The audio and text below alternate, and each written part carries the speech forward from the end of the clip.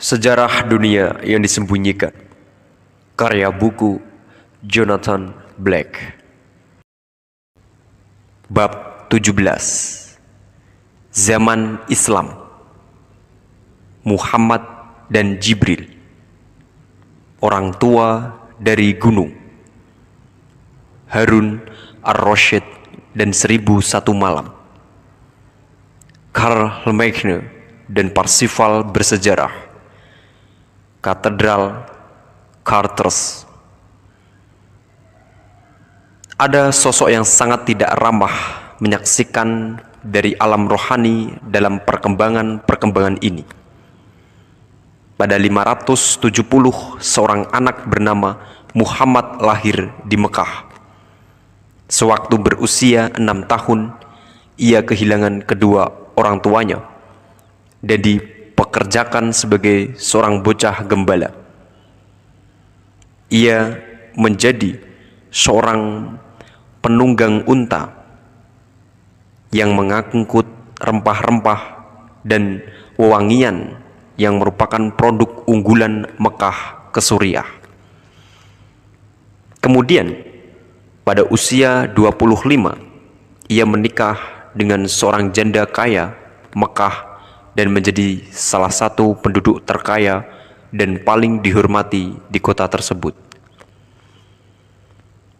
Meskipun dalam satu cara ia kini sudah memenangkan kembali semua yang telah hilang darinya pada saat kematian orang tuanya.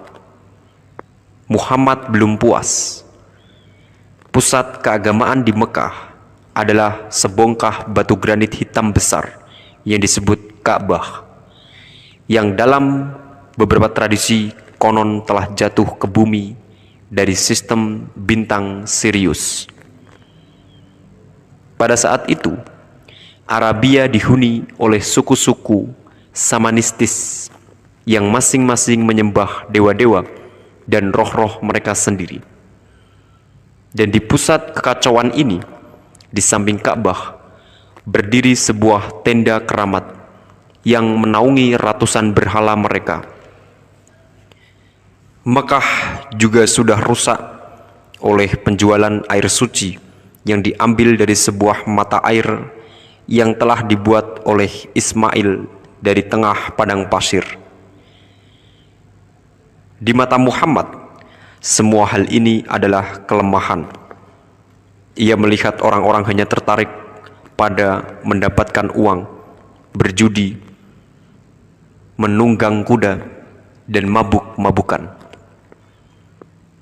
Selagi menunggang unta ke tempat-tempat seperti Suriah dan Mesir, ia mendengar tentang Yudaisme dan juga cerita tentang Yesus Kristus. Apakah kisah tentang pembersihan kuil tersebut menggugah perasaan tertentu?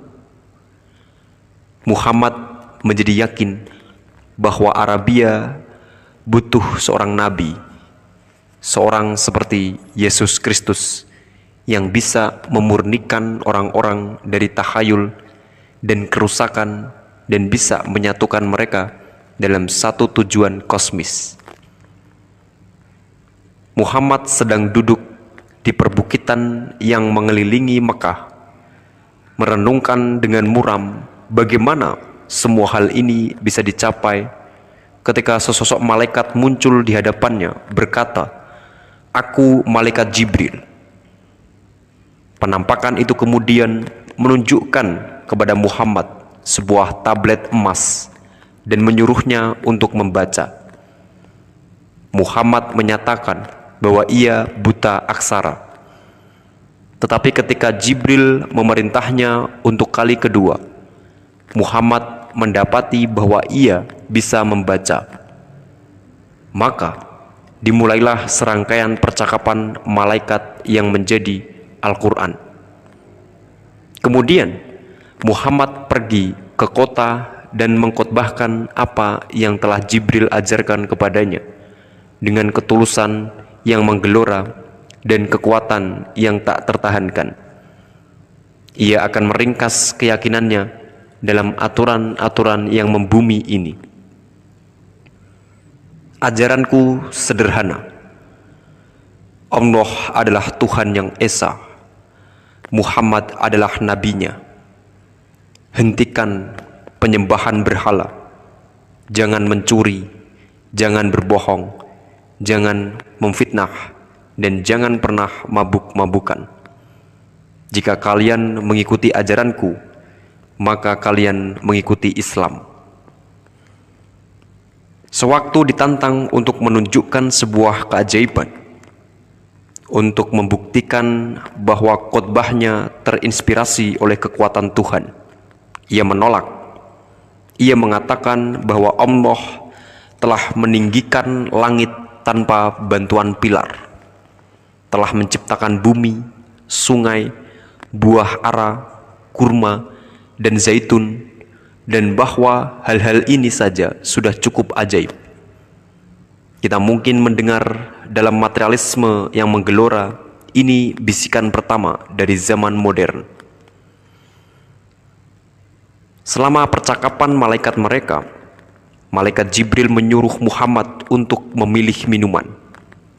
Muhammad memilih susu, yang oleh kaum okultis disebut sebagai saripati bulan. Alkohol akan dilarang dalam Islam. Hal ini sangat signifikan dari sudut pandang esoteris bahwa malaikat yang mendiktekan Al-Quran kepada Muhammad adalah Jibril, yang secara tradisional disebut malaikat bulan. Allah adalah nama Islam untuk Yehuwa, dewa bulan dan pikiran yang agung. Jibril dalam hal ini mengabarkan kekuatan pikiran untuk mengendalikan nafsu manusia dan memadamkan angan-angan. Dan Tuhannya adalah Tuhan besar yang memberi larangan, yang terwakili dalam ikonografi Islam oleh bulan sabit. Pemikiran adalah suatu proses kematian yang memakan energi pemberi kehidupan. Pada abad pertengahan, era kejayaan Islam, dorongan seksual harus ditekan agar kemampuan manusia untuk berpikir bisa berkembang. Dan demi memadamkan perkembangan khayalaya gnostik, para pemimpin agama memberlakukan otoritas mereka terhadap orang-orang.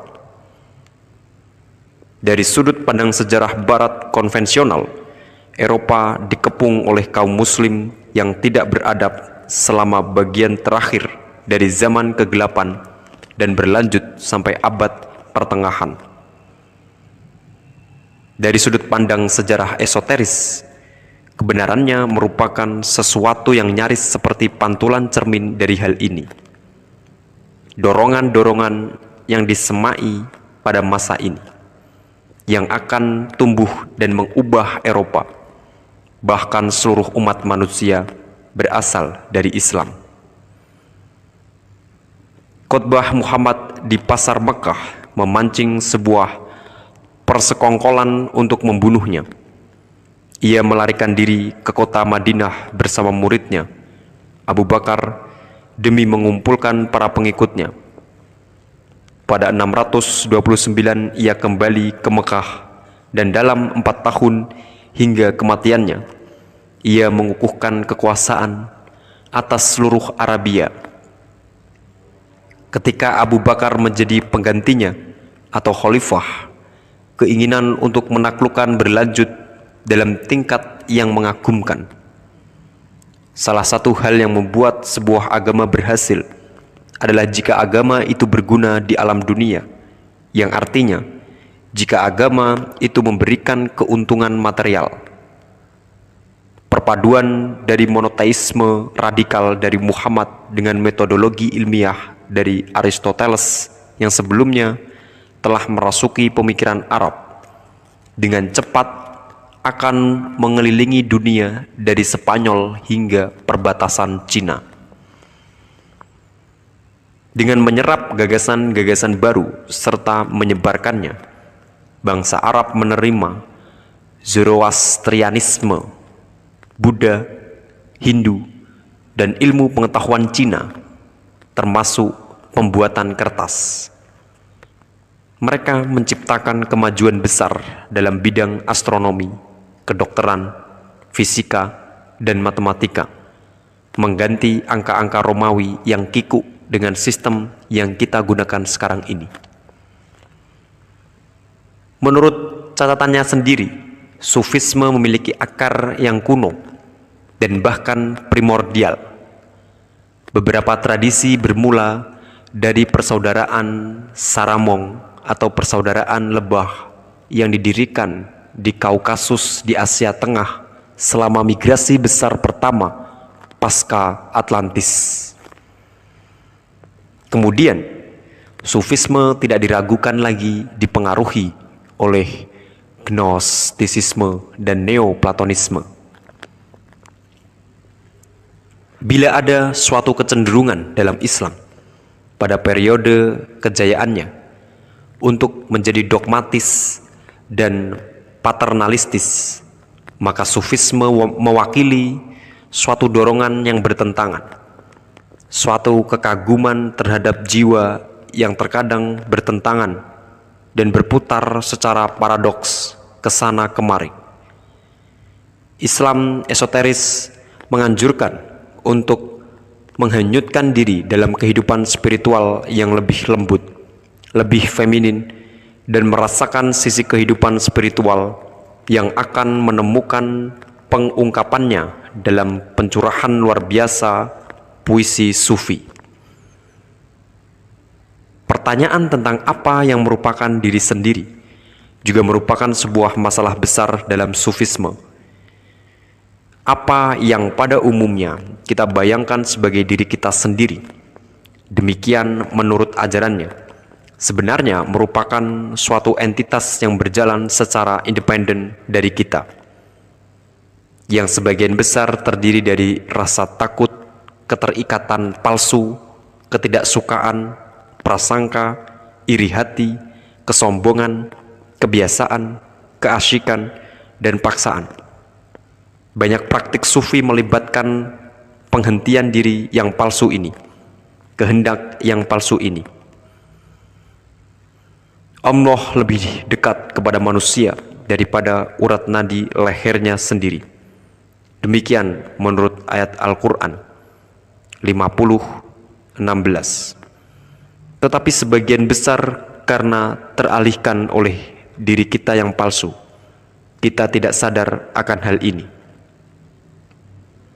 Penulis sufi besar Ibnu Arabi mengatakan bahwa seorang guru sufi adalah seorang yang memperkenalkan seseorang kepada dirinya sendiri. Praktik-praktik di bawah instruksi dari seorang guru sufi mungkin melibatkan latihan pernafasan dan musik yang digunakan untuk mencapai suatu kondisi yang berubah. Sufisme mengajarkan proses kebangkitan yang terkadang menyakitkan, proses menyadari diri kita sendiri dan arus kosmis mistis yang mengalir melalui diri kita. Karena mereka benar-benar membuka diri terhadap arus mistis ini, para sufi bisa jadi liar, tak terduga, dan membingungkan. Kita akan melihat nanti bahwa Sufisme memiliki pengaruh yang luas, walaupun sebagian besar tidak diakui, terhadap budaya Barat.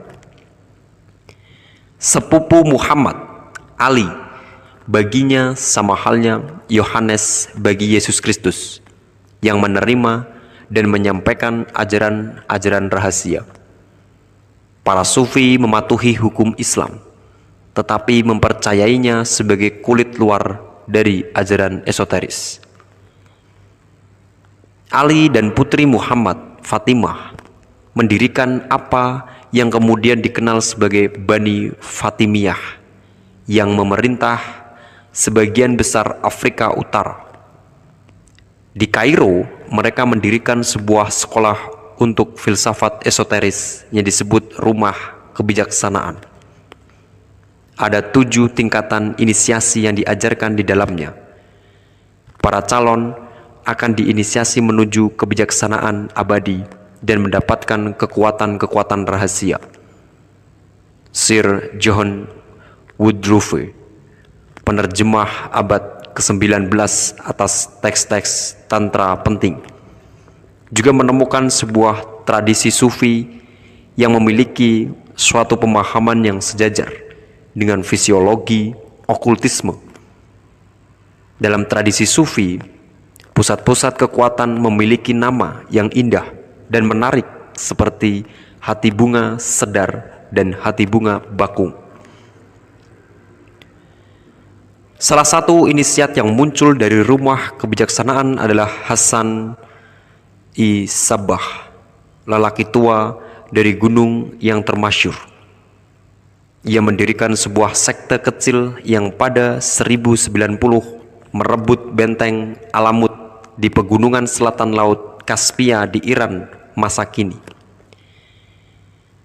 Dari benteng pegunungannya, ia mengutus para agen rahasianya ke seluruh dunia untuk melakukan apa yang diperintahkannya, menggunakan suatu pengendalian penguasa boneka terhadap para penguasa yang jauh. Kelompok hasisin, asasin, pembunuh menyusup ke dalam istana-istana dan pasukan-pasukan. Siapa saja yang bahkan berpikir untuk tidak mematuhi perintah Hasan akan ditemukan mati keesokan harinya. Pandangan Barat terhadap Hasan tidak syak lagi terdistorsi oleh sebuah bagian dalam catatan perjalanan Marco Polo. Ia mengklaim bahwa lelaki tua dari gunung tersebut memberikan obat-obatan kepada para pengikut mudanya yang membuat mereka tertidur selama 3 hari. Ketika terbangun, mereka mendapati diri mereka berada di sebuah taman indah yang mereka diberitahu adalah surga.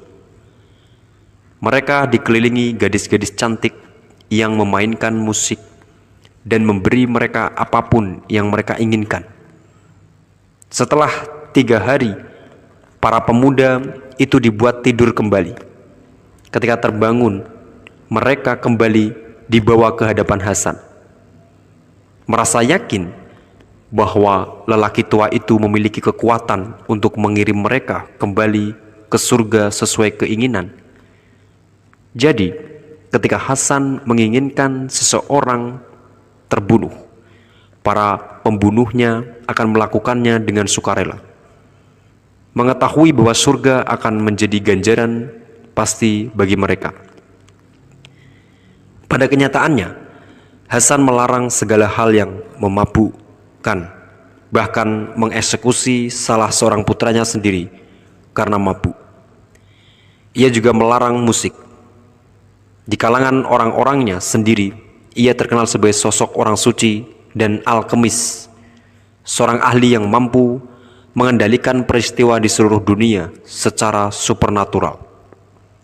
Semua ini terlepas dari fakta bahwa setelah ia tiba dan mendirikan istananya di sana, ia hanya pernah meninggalkan kamarnya di Alamut selama 2 kali. Pada abad ke-20, arketip dari seorang pria yang tampaknya gila tetapi sebenarnya menguasai seluruh dunia dari selnya muncul sebagai sosok Dr. Mabuse dalam film yang sangat esoteris karya Fritz Lang. Harun ar-Rasyid merupakan sosok lain yang luar biasa dan menarik dari zaman ini. Ia menjadi khalifah pada usia awal 20-an dan dengan cepat menjadikan Baghdad kota paling indah di dunia. Dengan membangun sebuah istana yang kemegahannya tak tertandingi, dilayani oleh ratusan anggota istana dan budak serta sebuah harem. Itu merupakan tempat benda-benda yang berkilauan, di mana seorang pria dapat mengalami setiap kesenangan yang bisa diberikan dunia, menjadi bosan dengan mereka semua, dan mendambakan kebaruan. Penguasa timur berserban atas semua imajinasi kita dan khalifah dalam kisah 1001 malam. Ia mengundang ke istananya semua penulis seniman, pemikir, dan ilmuwan besar pada zamannya. Ada desus-desus bahwa sebagaimana diceritakan dalam kisah 1001 malam, ia kadang-kadang akan menyelinap keluar dari sebuah pintu rahasia di istana dengan menyamar untuk menguping pembicaraan rakyatnya dan mencari tahu apa yang sebenarnya mereka pikirkan. Dalam salah satu kisah paling terkenal, seorang nelayan di Laut Merah menangkap sebuah bejana besi besar dalam jaringnya. Ketika sudah menyeretnya ke atas kapal, ia melihat bahwa penutup logamnya berukir segitiga-segitiga yang saling bertautan khas segel Sulaiman.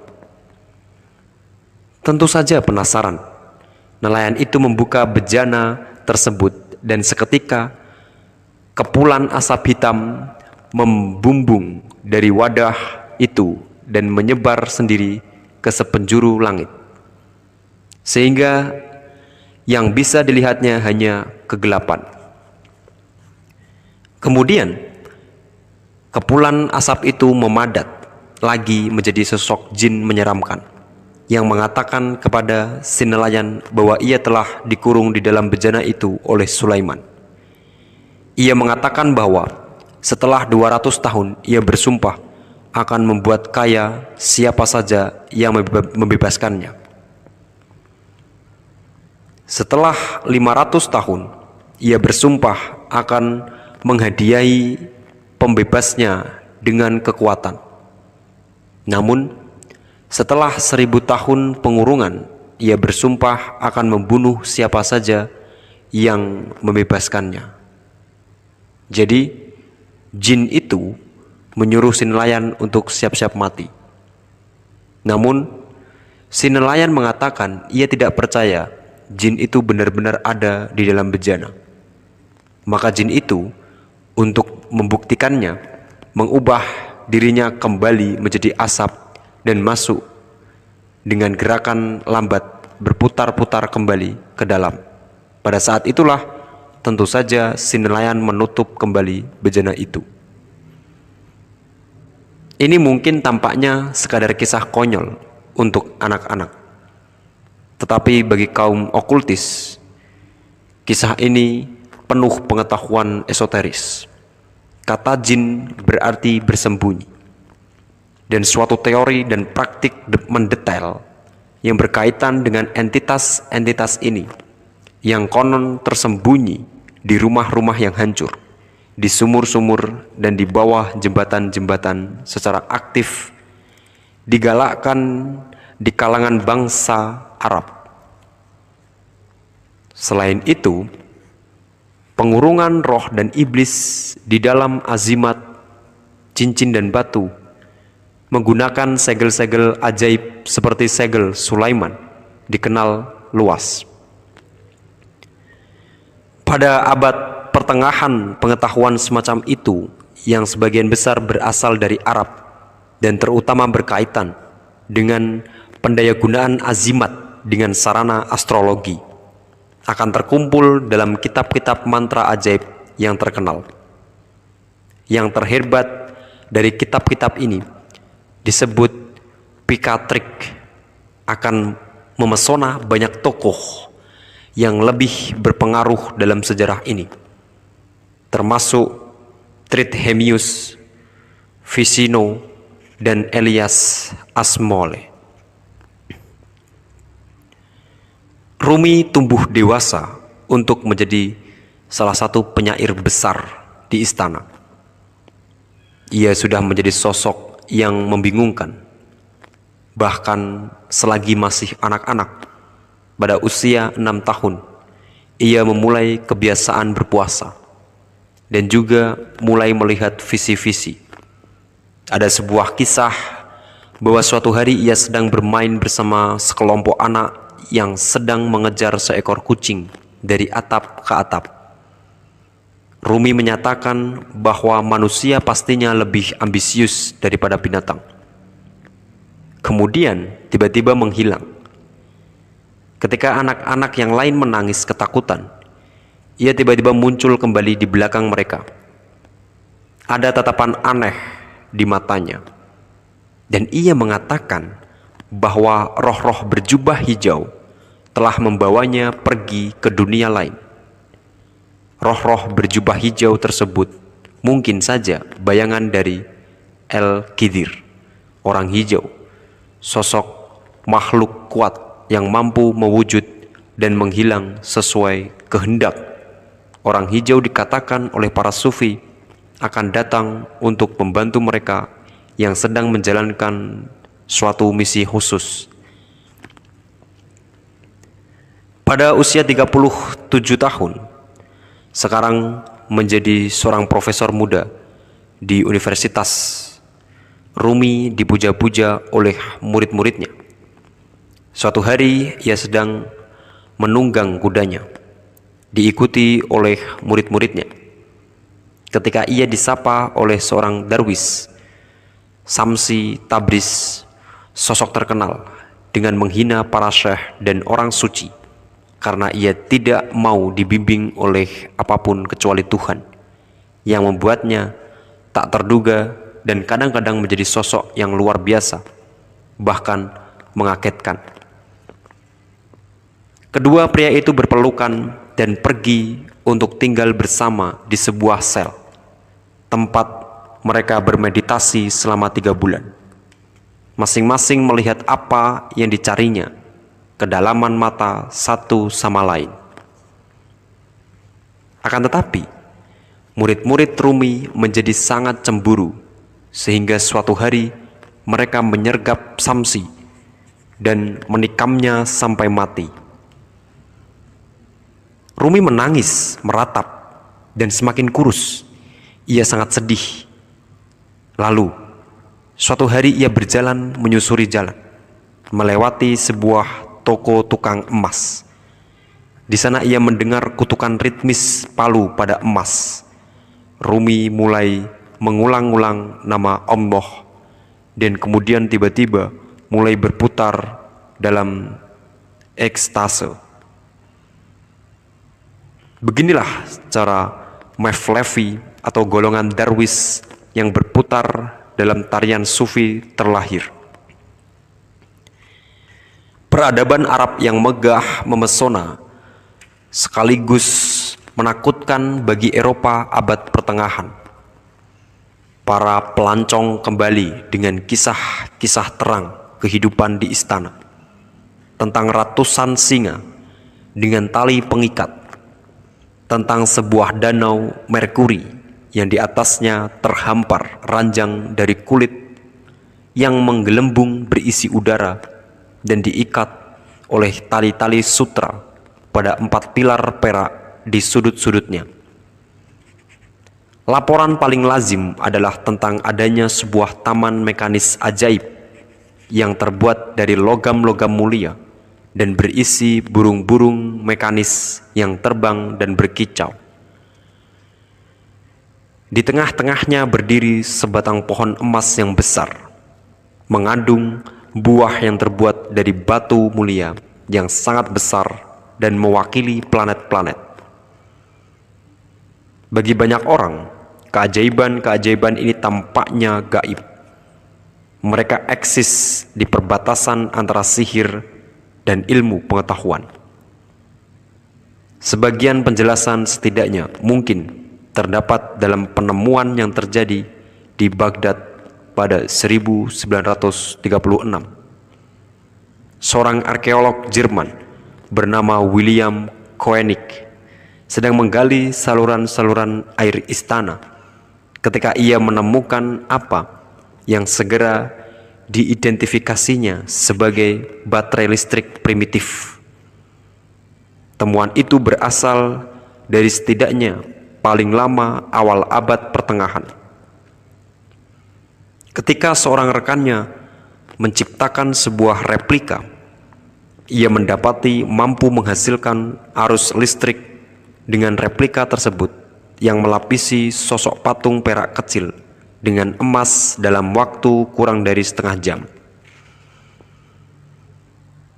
Pada 802, Harun ar-Rasyid mengirim kepada Kaisar Romawi Suci Karl Lemaigne hadiah dari Sutra, kandil dari Kuningan, parfum, dan bidak-bidak dari Gading. Ia juga mengirimkan seekor gajah dan sebuah jam air yang menandai waktu dengan menjatuhkan bola-bola perunggu ke sebuah mangkuk, dan kesatria-kesatria mekanis kecil yang muncul dari pintu-pintu kecil. Itu merupakan sebuah hadiah yang dimaksudkan untuk membuat Karl Lemaigne terkesan akan keunggulan ilmu pengetahuan Arab dan jangkauan kekaisarannya. Jika bukan karena 3 generasi raja bangsa Frank, Charles Martel, Pepin, dan Karl Lemaigne, Islam mungkin sudah menghapus Kristen dari muka bumi. Lahir pada 742, Karl Lemaigne mewarisi tombak Longinus yang digunakan untuk menusuk sisi tubuh Yesus Kristus di kayu salib. Karl Lemaigne hidup dan tidur dengan tombak itu, percaya bahwa benda itu memberinya kekuatan untuk meramalkan masa depan dan menempa takdirnya sendiri. Dalam dekade pertama abad ke-9, ia meraih kemenangan melawan kaum muslim. Ia menghunus pedang suci Joyeuse untuk menahan mereka agar tidak menyerang Spanyol Utara dan juga untuk melindungi jalur peziarahan ke St. James dari Compostela. Karl Lemaigne memiliki tampilan fisik yang mengesankan. Sekitar 7 kaki tingginya dengan mata biru menyala. Ia seorang pria yang memiliki kebiasaan sederhana dan moderat, tetapi berhasil memaksakan kehendaknya terhadap laju sejarah. Tidak hanya visinya tentang benteng Eropa mempertahankan sesuatu kesadaran identitas Kristen dalam menghadapi invasi Islam, tetapi ia juga bergerak untuk melindungi rakyatnya melawan kaum bangsawan korup dan tiran. Dari tulisan salah satu magi besar Renaissance, Trithemius, kepala biara Sponheim, itulah kita mengetahui cerita aneh tentang Holy Fahem atau pengadilan rahasia hakim bebas yang didirikan oleh Karl Lemaigne pada 770 dengan sandi-sandi dan tanda-tanda rahasia untuk mengecualikan orang-orang yang belum diinisiasi. Kadang-kadang dikenal sebagai prajurit cahaya rahasia, pria-pria bertopeng akan memasang sebuah surat panggilan pada gerbang-gerbang kastel yang pemiliknya berpikir bisa hidup di luar hukum. Beberapa bangsawan tidak menaati panggilan tersebut. Mereka akan berusaha melindungi diri mereka dengan para pengawal. Tetapi tak pelak lagi akan ditemukan ditikam sampai mati dengan belati salib khas Holy Fahem. Seorang bangsawan yang memilih untuk mematuhi panggilan tersebut akan datang pada larut malam, sendirian di tempat yang telah ditentukan. Kadang-kadang di sebuah persimpangan jalan sepi, sosok pria bertopeng akan muncul dan memakaikan tudung di kepalanya sebelum menyeretnya untuk diinterogasi. Pada tengah malam tudung tersebut akan dibuka dan si bangsawan akan mendapati dirinya mungkin di dalam sebuah ruangan bawah tanah yang luas, menghadapi hakim bebas bertopeng dan berpakaian hitam. Hukuman pun akan dijatuhkan. Perkumpulan rahasia ini tidak jelas, esoteris atau rahasia dalam metodenya. Tetapi motif ruang bawah tanah tersebut merujuk pada legenda inisiasi bawah tanah Karl Marx. The Enchiridion of Pope Leo merupakan sebuah kitab mantra termasuk perlindungan terhadap racun, api, badai, dan binatang liar yang muncul dalam sejarah eksoteris pada awal abad ke-16. Tetapi konon sudah dipakai semajang waktu oleh Karl Marx yang membawanya dengan cara diikat pada tubuhnya dalam sebuah tas kulit kecil. Satu catatan keaslian dalam kisah ini adalah bahwa bab pertama dari Injil Yohanes dicantumkan dalam Enchiridion sebagai mantra paling kuat. Ayat-ayat ini masih digunakan dalam hal ini oleh para praktisi esoteris. Bukti yang lebih kuat dari cara pikir inisiatik Karl Marx dapat dilihat pada hari ini di Kapel Aachen. Selain istana Karl Marx, tempat itu merupakan bangunan terbesar di dunia utara Alpen. Bentuknya yang bersegi 8, menghadap dinding-dinding yang akan mengelilingi Yerusalem baru, sesuai numerologi esoteris atas wahyu dari St. Yohanes. Jalan masuknya menggunakan pintu serigala, dinamai menurut serigala legendaris yang mengecoh iblis hingga keluar dari kapel. Bila pengunjung mendongak ke galeri lantai pertama, ia akan melihat singgasana mengesankan dari Kaisar Romawi suci yang terbuat dari lempengan marmer putih sederhana. Di pusat kapel, sebuah peti emas padat berisi tulang belulang Karl Marx. Di atasnya terdapat mahkota cahaya, sebuah kandil raksasa berbentuk roda menggantung seperti sebuah cakra mahkota yang terbakar. Prestasi Karl Marx termasuk menyatukan para cendekiawan besar Kristen dalam sebuah upaya untuk menandingi istana Harun ar-Rasyid. Cendekiawan terbesarnya mungkin adalah Alcuin dari York. Hubungan dengan Britania ini sangat penting dalam sejarah rahasia. Semangat Raja Arthur hidup dan bernapas dalam sejarah Karl Marx. Ia seorang pembela iman yang menjauhkan orang-orang pagan dengan bantuan sebuah senjata yang memberi anugerah kedikdayaan dan dikelilingi oleh lingkaran kesatria yang setia, atau para paladin sebagaimana mereka dikenal dalam kasus Karl Marx.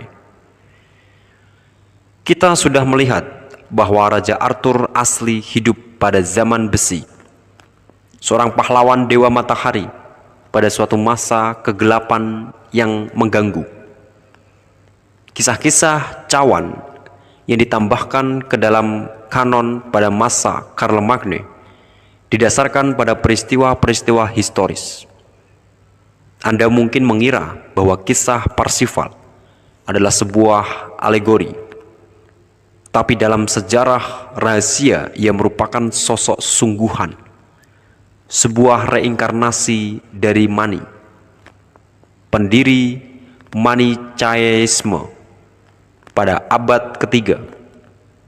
Meskipun tidak mengetahuinya, ia juga keponakan dari salah satu paladin Karl Marx, William dari Orange, yang bertempur melawan kaum Saracen di Carcassonne pada 783. Pertempuran ini sangat merugikan kaum muslim sehingga mereka menarik diri dari Prancis menuju Spanyol. Dibesarkan menjadi seorang penghuni hutan, Parsifal hidup bersama ibunya ke kedalaman rimba, jauh dari gemerlapnya kehidupan istana dan bahayanya kehidupan kekesatriaan. Ia tidak pernah tahu siapa ayahnya atau siapa pamannya yang terkenal itu. Ia tidak pernah akan menjadi seorang kesatria seperti Roland yang terkenal pada masanya, seorang kesatria yang perbuatan-perbuatannya menyinari langit dan dirayakan dalam catatan-catatan resmi. Namun, perbuatan-perbuatan lokalnya, pertempuran-pertempuran pribadinya akan mengubah laju sejarah. Suatu hari, Parsifal sedang bermain sendirian di dalam hutan ketika sepasukan kesatria berkuda melintas. Episode ini dijelaskan dalam sebuah bagian karya Chrétien de Troyes yang menggugah imajinasi. Pohon-pohon menghamburkan daun-daun, iris bermekaran, dan burung-burung berkicau ketika putra dari janda itu keluar menuju hutan yang liar dan sunyi. Ia sedang berlatih melemparkan tombak ketika mendengar suara dentang debuk. Lalu tiba-tiba ia melihat 5 kesatria berderap dari sela pepohonan dengan baju zirah lengkap. Helm mereka berkilau di bawah sinar matahari. Warna emas, perak, putih, dan biru dari seragam mereka menari-nari di depan matanya. Ia belum pernah melihat hal seperti ini sebelumnya dan berpikir ia sedang diberi anugerah melihat para malaikat. Imajinasi Parsifal sendiri berkobar-kobar. Ia meninggalkan ibunya, patah hati, dan mulai mencari petualangan. Dari semua cita-citanya, Parsifal merupakan seorang kesatria yang bodoh, dan misinya seringkali dipenuhi kesalahpahaman dan kecelakaan. Misinya merupakan sebuah perjalanan kesepian dan kegagalan. Kemudian, pada suatu hari saat senja menjelang, ia sedang berkuda di tepi sebuah sungai dan bertanya kepada 2 orang nelayan apakah mereka tahu di mana ia bisa menemukan tempat berlindung. Mereka mengarahkannya ke sebuah kastel besar yang letaknya tinggi di atas bukit. Tempat ini ternyata kastel Raja Nelayan Amfortas yang telah terluka dan mengalami pendarahan dari pahanya. Tampaknya ada seorang raja jahat, Klingsor, yang telah memasang sebuah perangkap untuk Amfortas, melibatkan semacam godaan seksual, dan telah berhasil menimbulkan luka ini pada dirinya. Selagi Parsifal duduk makan malam, sebuah arak-arakan yang menakjubkan muncul. Para bocah pelayan membawa sebatang tombak berdarah dan sebuah mangkuk yang kemilau. Setelah makan malam, Parsifal tertidur pulas. Dalam beberapa versi legenda, ia juga menghadapi serangkaian ujian. Ia diancam oleh binatang buas, singa, dan digoda oleh sosok iblis cantik. Ia juga harus menyeberangi jembatan mara bahaya, sebilah pedang raksasa yang membentang di atas parit. Seperti yang akan kita lihat, variasi-variasi ini dapat disesuaikan. Ketika terbangun, ia mendapati bahwa kastel itu ternyata kosong. Ia berkuda keluar untuk mendapati bahwa tanaman-tanaman telah rusak dan tempat itu menjadi padang gersang. Parsifal kemudian diterima di istana dan menerima tajinya. Namun, pada suatu hari, seorang nenek jelek, wanita buruk rupa, mendatanginya. Ia menjelaskan bahwa negara itu menderita karena sewaktu dihadapkan dengan sebuah penampakan cawan. Ia telah gagal mengajukan pertanyaan yang mana yang akan menyembuhkan sang raja nelayan dan memulihkan kejayaan kerajaan. Pada kunjungan keduanya ke Kastel Cawan, Parsifal menanyakan kepada Amfortas apa yang membuatnya kesakitan, dan ia pun berhasil dalam pencarian terhadap cawan. Sementara semua kesatria lainnya telah gagal. Sir Launcelot telah gagal, misalnya karena cintanya kepada Guinevere, ia tidak memiliki hati yang tulus. Pada puncak pencariannya, Parsifal pertama melihat tombak Longinus, suatu pengikat akan keterkaitannya dengan Charlemagne, dan kemudian akhirnya cawan itu sendiri. Apalah kita untuk menjadikan hal ini sebagai sejarah? Unsur visioner tentu harus dipahami sebagai sebuah catatan tentang suatu upacara inisiasi. Ujian dan visi Parsifal ini berlangsung dalam kondisi trans yang dalam. Akan tetapi, tentu saja, fakta bahwa peristiwa-peristiwa tersebut simbolis atau alegoris tidak berarti bahwa peristiwa-peristiwa tersebut tidak juga harus dipahami sebagai sesuatu yang benar-benar nyata. Dengan demikian, apakah cawan itu? Kita melihat bahwa dalam versi Jerman awal dari kisah tersebut, cawan tersebut adalah sebongkah batu. Cawan tersebut juga tampaknya memiliki sifat-sifat batu bertuah khas para alkemis. Bersinar, menumbuhkan kembali, membuat daging dan tulang muda lagi, dan dalam istilah von Eschenbach, memberikan begitu banyak hal manis dan menyenangkan di dunia, hingga tampaknya dunia seperti kerajaan surga.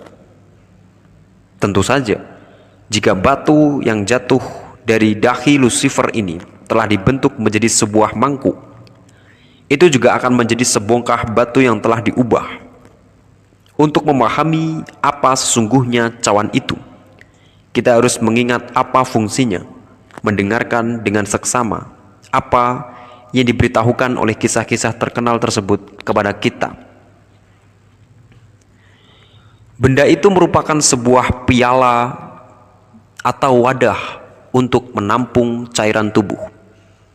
Lebih khusus lagi, untuk menampung darah Kristus, digunakan untuk menampungnya saat menyembur dari tubuhnya pada tiang salib, dan kemudian secara simbolis pada perjamuan terakhir. Sebagaimana yang sudah kita lihat, darah adalah suatu kondisi yang membedakan dalam kesadaran hewani dan dalam fisiologi okultisme.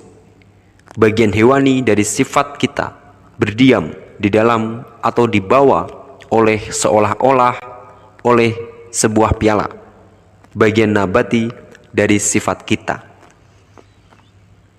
Dengan demikian, rahasia cawan suci bukanlah bahwa hal itu mewakili suatu garis keturunan. Hal ini sudah saya nyatakan akan bertentangan dengan doktrin esoteris mengenai reinkarnasi. Lebih mungkin, hal ini menyinggung peranan bagian nabati dari sifat kita sebagai sebuah wadah hidup untuk roh atau kesadaran kita. Pencarian terhadap cawan adalah pencarian terhadap suatu wadah murni yang sesuai untuk menampung suatu bentuk roh yang lebih tinggi. Dan ujian-ujian dalam proses pencarian ini melibatkan teknik-teknik pemurnian esoteris tertentu terhadap tubuh nabati. Rudolf Steiner, barangkali guru terbesar dari abad ke-20, mengatakan bahwa semua pekerjaan esoteris yang serius dimulai dengan mengubah eter, yang artinya tubuh nabati. Karena peristiwa kejatuhan, diri hewani kita menjadi begitu rusak dan kita menjadi budak dari diri seksual kita. Bahkan diri hewani kita begitu rusak sehingga kerusakan ini telah meresap ke dalam tubuh nabati dan material kita, dan sudah di luar kekuatan kita untuk memurnikannya. Kita butuh bantuan supernatural, dan teknik-teknik esoteris dimaksudkan untuk mendapatkan bantuan ini. Jika dimensi lir tumbuhan dari kemanusiaan itu dimurnikan, kita secara alamiah akan menjadi semakin lir tanaman. Individu-individu suci kadang-kadang dapat hidup hampir tanpa apapun kecuali sinar matahari, sesuai cara hidup tumbuh-tumbuhan. Mistikus Jerman abad ke-20 dan pembuat keajaiban Therese Neumann hidup selama sekitar 40 tahun tanpa apapun selain konsumsi roti suci harian. Akan tetapi, apabila teknik-teknik untuk mengubah tubuh nabati kita sudah ada sejak zaman kuno, apa yang baru dan berbeda dalam hal teknik-teknik yang terlibat dalam inisiasi cawan? Dalam pertemuan keduanya yang sangat bermakna dengan Raja Nelayan yang terluka itu, Parsifal mengajukan pertanyaan, "Apa yang membuatmu terluka, saudaraku?" Hal ini menunjukkan suatu perpaduan dari kasih sayang tanpa pamrih dan yang paling signifikan, semangat untuk bertanya secara bebas, yang merupakan hal baru pada abad ke-8. Dengan demikian, disinilah awal dari sebuah dorongan baru menuju kebebasan berpikir yang menandai awal dari akhir zaman kekuasaan gereja.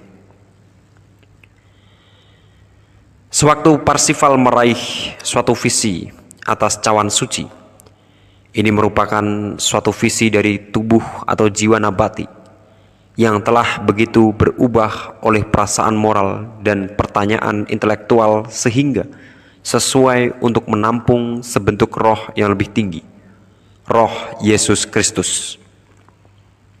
Dimensi historis dari kisah tersebut terkandung dalam hal bahwa luka Amfortas menyebabkan negara itu menjadi padang gersang. Pengabdian pribadi dari para inisiat memengaruhi nasib bangsa. Bentuk dari kisah tersebut juga signifikan. Cerita pencapaian Parsifal atas cawan disajikan dalam kaitannya dengan visi imajinatif parsial. Di kuil-kuil dan sekolah-sekolah misteri pada era-era sebelumnya, patung-patung yang indah didandani dan dewa-dewa dipanggil untuk menghuninya. Pada abad pertengahan, para inisiat besar akan menginspirasi gambar-gambar imajinatif yang indah. Dan ke dalam gambar-gambar mental inilah, dewa-dewa akan turun dan mengembuskan kehidupan. Dalam masa kematian Charlemagne pada 814, kekaisarannya dengan cepat tercerai-berai.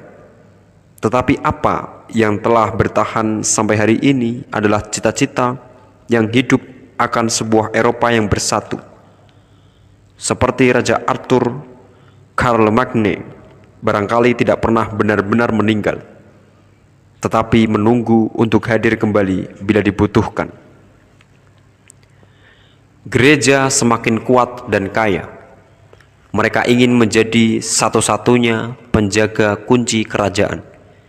Sebelumnya, gereja telah menekankan bahwa seorang individu hanya punya satu kehidupan dengan menindas ajaran-ajaran tentang reinkarnasi, dan telah menekankan adanya satu Tuhan dengan menindas pengetahuan tentang akar-akar astronomisnya. Sekarang mereka menekankan kesatuan bagian-bagian yang terpisah dari umat manusia. Pada 869 dalam Konsili Ekumenis ke-8, Gereja secara efektif menutup pintu bagi alam rohani dengan menghapuskan perbedaan kuno antara dimensi nabati dari jiwa dan dimensi hewani dari roh. Jiwa dan roh dinyatakan sebagai hal yang sama, dan hasil dari hal ini adalah bahwa alam rohani yang sebelumnya diketemukan dalam misa tampaknya akan menjadi sebuah abstraksi yang kosong. Pengalaman atas alam rohani digantikan oleh dogma yang harus diterima sesuai otoritas.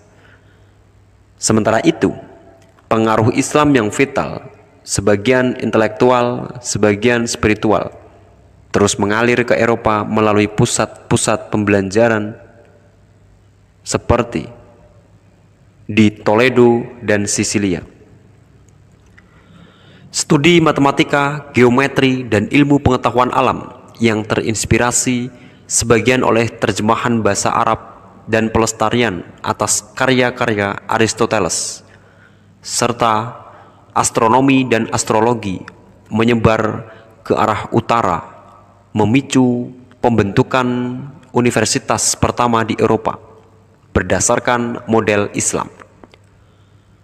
Hal ini juga memicu munculnya ornamen-ornamen fantastis dalam arsitektur gotik yang dipengaruhi oleh bentuk-bentuk rumit lir tumbuhan dalam arsitektur masjid. Di Serambi Utara, Katedral Chartres yang didirikan pada 1028 berdiri Melchizedek yang memegang cawan. Astrologi yang dibawa kembali oleh Islam ke Eropa setelah dibuang oleh Roma beberapa ratus tahun sebelumnya dapat dilihat dalam simbolisme di Serambi Barat. Ikan Pisces dan kesatria Templar, kembar Gemini, bagian pedimen segitiga di atas Serambi juga mengandung contoh yang bagus akan sebuah vesika Piscis, mata ketiga yang melihat alam rohani memasuki alam material. Chartres merupakan sebuah perpaduan dari mistisisme Islam, spiritualitas Keltik kuno, dan Kristen Neoplatonis, berdiri di sebuah bukit yang penuh terowongan dan gua-gua kuno. Tempat itu diyakini telah dibangun di atas sebuah situs suci bagi Dewi Bumi.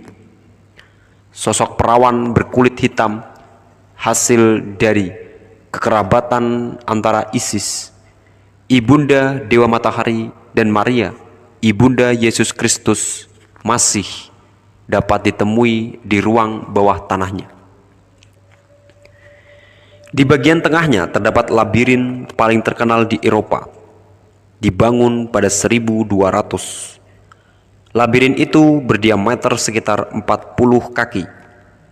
Sebelum diambil untuk membantu membuat meriam-meriam dalam Revolusi Prancis. Sebuah plakat perunggu di tengah-tengahnya menggambarkan Theseus, Ariadne, dan Minotaur. Tentu saja, labirin-labirin dan lorong-lorong simpang siur merupakan artefak-artefak kuno pagan yang sisa-sisanya ditemukan tidak hanya di Kronosos, tetapi juga di Hawara, Mesir, dan banyak labirin dan lorong simpang siur terbuka yang ditemukan di padang rumput Irlandia, Inggris, dan Skandinavia. Banyak gereja Kristen lain memiliki labirin sebelum abad ke-18, tetapi tempat-tempat ini dihancurkan karena keterkaitan mereka dengan pagan.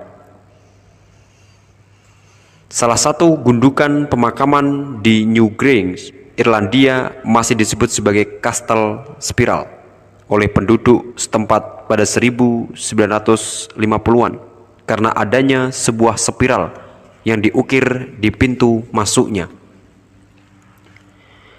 Ungkapan raja kami telah pergi ke Kastel Spiral adalah sebuah kiasan untuk mengatakan bahwa ia telah meninggal.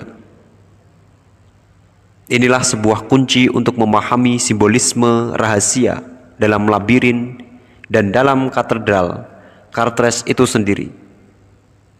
Apabila Anda memasuki labirin dan mengikuti jejaknya dengan berjalan kaki, Anda mendapati diri Anda bergerak dalam suatu gerakan spiral.